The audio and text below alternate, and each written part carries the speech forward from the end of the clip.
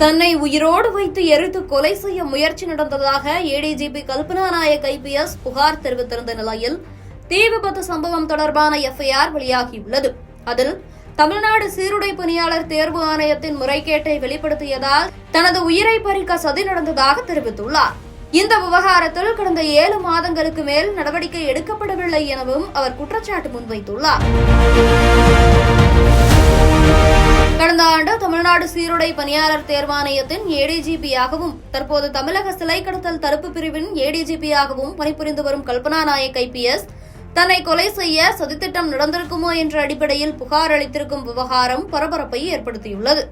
கடந்த ஆண்டு தமிழ்நாடு சீருடை பணியாளர் தேர்வாணையத்தின் ADGP-யாக கல்பனா நாயக் இருந்தபோது ஜூலை மாதம் 29ஆம் தேதியன்று திடீரென எழும்பூர் சீருடை பணியாளர் தேர்வாணைய தலைமை அலுவலகத்தில் உள்ள ADGP அறையில் தீ விபத்து நடந்தது. 1 மணி நேரத்திற்கு மேலாக போராடி தீயணைப்புத் துறையினர் தீயை அணைத்தனர். முதற்கட்டமாக ஏசி மின்கசிவு காரணமாக தீ விபத்து ஏற்பட்டதாக தெரிவிக்கப்பட்டது. இந்த நிலையில் தீ விபத்து நடந்த அன்று அறையில் ADGP கல்பனா நாயக் இல்லை.